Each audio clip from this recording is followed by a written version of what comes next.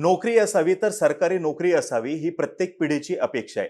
पिढी कोणतीही असो पण सरकारी नोकरी संदर्भातलं आकर्षण जे आहे ते काही कमी होताना दिसत नाहीये आणि याला कारण सुद्धा अगदी तसंच आहे. सरकारी नोकरी म्हणलं की सुरक्षितता हे आपल्या डोळ्यासमोर येतं, जे की काही अंशी खरं सुद्धा आहे. आणि मधल्या काळामध्ये ज्या काही घडामोडी घडल्या त्याच्यावरून तर आता हेच लक्षात आलेलं आहे की नोकरी असायला हवी तर सरकारीच हवी, कारण की त्या ठिकाणीच आपल्याला सुरक्षितता भेटू शकते आणि अप्स आणि डाऊन्स त्या ठिकाणी येणार नाहीयेत. आणि त्यामुळेच गव्हर्नमेंट जॉब असायलाच हवा ही मागणी वाढत चाललेली आहे आणि गव्हर्नमेंट जॉबसाठी तयारी करणाऱ्यांची सुद्धा संख्या दिवसेंदिवस वाढत चाललेली आहे. आता काल 12वीचा निकाल लागल्यानंतर असे खूप सारे जण असतील की ज्यांच्या समोर आता हा प्रश्न असेल की आता पुढे काय करायचं, कारण की आपलं काही खरं नाही, आपल्याला मार्क्स तर कमी पडलेले आहेत अशी त्यांची परिस्थिती असेल. आणि असाही एक वर्ग नक्की असणार आहे की ज्यांच्यावरती कुटुंबाची जबाबदारी पूर्णपणे येऊन पडली असेल आणि त्यांनी काम करण्याशिवाय त्यांच्यासमोर पर्याय उपलब्ध नसणार आहे. तर आजच्या एपिसोडमध्ये आपण चर्चा करणार आहोत की तुम्ही 12वी झाल्या झाल्या लगेच तुम्हाला कोणते सरकारी नोकरीचे पर्याय उपलब्ध आहेत आणि यासोबतच आपण ही माहिती घेऊयात की ग्रॅज्युएशन जर का तुम्ही करत असाल तर त्याच्या सोबतीने कोणत्या सरकारी नोकऱ्या मिळवण्यासाठी तुम्ही या ग्रॅज्युएशनच्या दरम्यानच तयारी करू शकता. नमस्कार, मी अरुणराज जाधव बोल भिडूवरती तुम्हा सर्वांचं अगदी मनापासून स्वागत करतो. आता सर्वप्रथम हे क्लिअर करतो की आपण स्पेसिफिकली सरकारी नोकऱ्यांविषयीच बोलणार आहोत. तर यातला पहिल्या क्रमांकाला जे आहे ते म्हणजे SSC CHSL, staff selection commission combined higher secondary level असं याला म्हटलं जातं. आता या एक्झामद्वारे lower division clerk, data entry operator, postal assistant यासोबतच कोर्ट क्लर्क आणि तुमचे सॉर्टिंग असिस्टंट यासारखे पद इथं उपलब्ध होतात. जर का लोअर डिव्हिजन क्लर्क साठी तुम्ही तयारी करणार असाल तर त्यासाठीचा पे बँड आहे 5,200 ते 20,200 आणि ग्रेड पे आहे 1900चा. डेटा एंट्री ऑपरेटर साठी पे बँड तोच आहे, पण ग्रेड पे जो आहे तो त्याच्यासाठी 2400 रुपयाचा आहे. आणि पोस्टल असिस्टंट साठी पे बँड आहे 5,200 ते 20,200 आणि ग्रेड पे त्याच्यासाठीचा 2400 असणार आहे. आता या संदर्भातली परीक्षा जी आहे ती 3 टप्प्यामध्ये होते. याला टायर 1, टायर 2 आणि टायर 3 असं म्हटलं जातं. तर टायर 1 मध्ये 100 क्वेश्चन्सचे तुम्हाला MCQ असतात, म्हणजे ABCD टाईप हे प्रश्न असतात आणि ही कम्प्युटर बेस्ड एक्झाम असते. 200 मार्कासाठीची, एका तासामध्ये तुम्हाला हा पेपर द्यायचा असतो. मग जर का ही स्टेज तुमची क्लिअर झाली, म्हणजे या ठिकाणी जर का तुम्ही सिलेक्ट झालात, मग मात्र तुम्ही टायर 2 ला जाल. या ठिकाणी डिस्क्रिप्टिव्ह पेपर असतो, लेटर रायटिंग, एसे रायटिंग वगैरे असा हा पेपर असतो. हे क्लिअर झाल्यानंतर मग तुम्ही टायर 3 मध्ये जाणार आहे. मग त्यावेळेस तुमची स्किल टेस्ट होऊ शकेल, जर का तुम्ही अप्लाय केलेल्या पोस्टसाठी ती स्किल टेस्ट असेल तर. म्हणजे जर का टायपिस्ट साठी तुम्ही जर का अप्लाय केलं असेल किंवा क्लर्क साठी अप्लाय केलेलं असेल तर तुम्हाला टायपिंग येणं गरजेचं आहे. तितका तुमचा स्पीड आहे किंवा नाही हे चेक करणं गरजेचं असतं. त्याच्यामुळं हे टायर 3 जिथं जिथं ऍप्लिकेबल असेल तिथे ती एक्झाम घेतली जाते. नंतर क्रमांक 2 ला जे आहे ते SSC स्टेनोग्राफर. यासाठी सर्वप्रथम तुम्हाला 12वी झाल्यानंतर स्टेनोग्राफी संदर्भातला कोर्स करावा लागेल. तुमच्या आजूबाजूला या संदर्भातल्या कोणत्या कोणत्या इन्स्टिट्यूट्स आहेत हे तुम्ही चेक करा आणि त्या ठिकाणी ऍडमिशन घेऊ शकता. जसं टायपिंग साठीच्या वेगवेगळ्या इन्स्टिट्यूट्स असतात, तसंच स्टेनोग्राफी शिकवण्यास सुद्धा वेगवेगळ्या संस्था आहेत, त्या ठिकाणी तुम्ही ऍडमिशन घेऊ शकता. आणि स्टेनोग्राफर संदर्भातलं हे जी नोकरी आहे ही महिला वर्गामध्ये एकदम पॉप्युलर अशी नोकरी आहे. तर या संदर्भातली परीक्षा जी आहे ती 2 टप्प्यामध्ये होत असते. स्टेनोग्राफर ग्रेड सी साठी जर का तुम्ही परीक्षा देत असाल तर याच्यासाठीचा ग्रेड पे आहे 4,600 आणि पे बँड असतो 9,300 ते 34,800 पर्यंतचा. आणि याच्यामध्येच ग्रुप डी ची एक परीक्षा असते किंवा ग्रेड डी असं देखील म्हणलं जातं. याच्यासाठीचा ग्रेड पे असतो 2400 आणि पे बँड जो आहे तो 5,200 ते 20,200 दरम्यानचा असतो. आता मगाशी मी जसं म्हणलं परीक्षा 2 टप्प्यामध्ये होते. तर पहिल्या टप्प्यामध्ये 200 क्वेश्चन्स MCQचा पेपर असतो जो कम्प्युटर बेस्ड असतो. 200 मार्कासाठीची परीक्षा असते. 2 तासामध्ये तुम्हाला याचा पेपर द्यायचा असतो. आणि दुसऱ्या टप्प्यामध्ये पहिला टप्पा क्लिअर झाल्यानंतर दुसरा टप्पा या ठिकाणी तुम्हाला स्किल टेस्ट द्यायची आहे. म्हणजे तुम्हाला स्टेनोग्राफी संदर्भातलं स्किल तुमचं काय आहे हे तिथं चेक केलं जातं. आता टायपिंगचं वेगळं असतं, स्टेनोग्राफीमध्ये ते वेगळी कोड लँग्वेज असल्यासारखं असतं. त्याच्यामुळे या ठिकाणी अगदीच तुमचं प्रभुत्व असायला हवं तर आणि तरच तुमचं सिलेक्शन होऊ शकतं. नंतर क्रमांक 3 ला जे आहे ते म्हणजे SSC MTS, मल्टीटास्किंग स्टाफ असं याला म्हणलं जातं. जनरली ही परीक्षा देण्यासाठी 10वी पास हीच अट असते, पण 12वी पास जरी असाल तरी सुद्धा तुम्ही ही एक्झाम नक्कीच देऊ शकता. आणि या ठिकाणचे प्रमोशन्स जे आहेत हे सुद्धा खूप चांगले असतात. 20,000पासून ते 24,000पर्यंत सुरुवातीच्या टप्प्यामध्ये तुम्हाला इथं पगार मिळत असतो. ही group C non gazetted post आहे.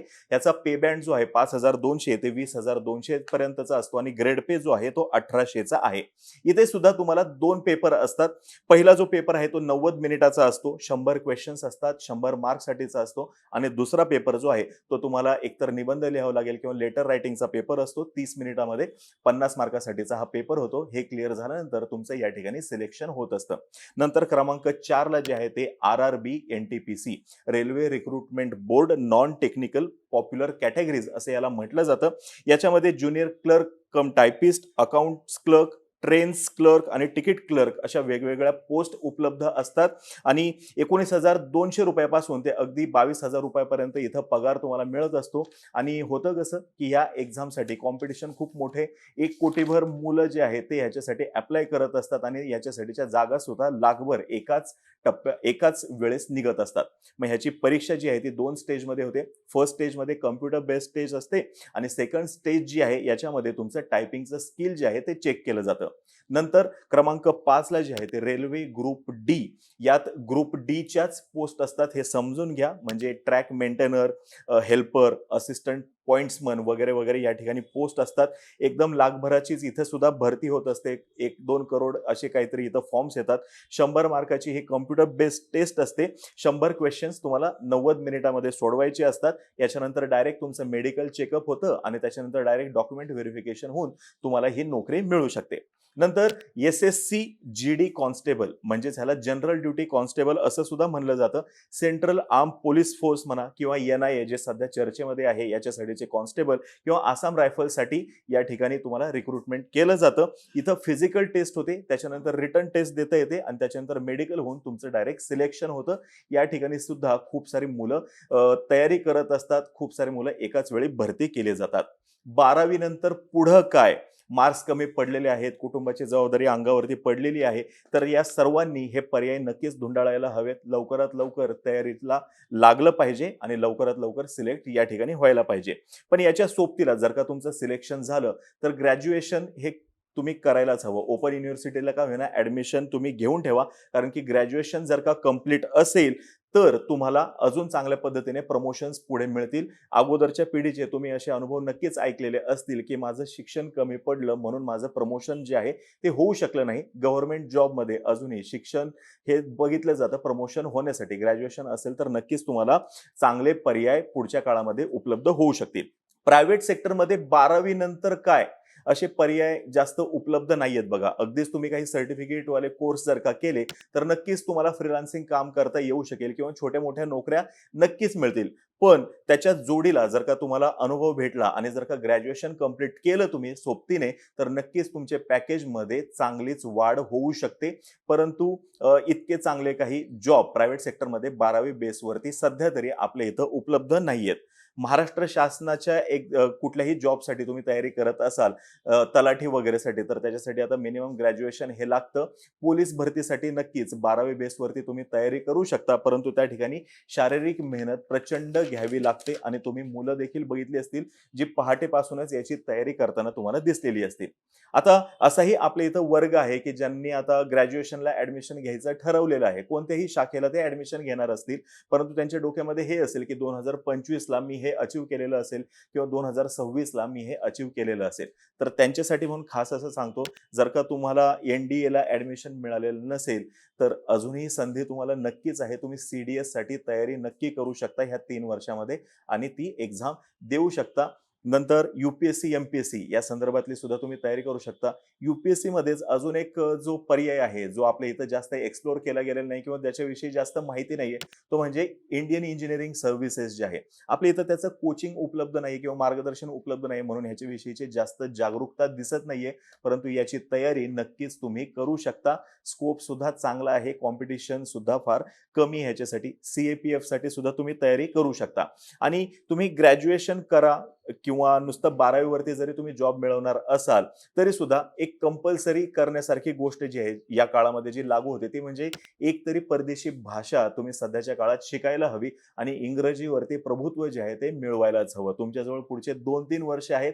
या 2-3 वर्षामध्ये ह्या 2 गोष्टी कृपया करा, ज्याच्यामुळे तुम्हाला लवकरात लवकर प्रमोशन्स भेटतील आणि तुमचं याच्यामुळे कुठेतरी अडलंय असं काही होणार नाही. आता अजून एक महत्त्वाचा मुद्दा जो आहे तो म्हणजे या सर्व मी ज्या सांगितल्या इथे-इथे तुम्हाला जॉब मिळेल ह्याच्यासाठी तयारी करा, हे करा. तर या संदर्भातली ऑथेंटिक माहिती कुठे भेटेल हा एक प्रश्न फार महत्त्वाचा आहे.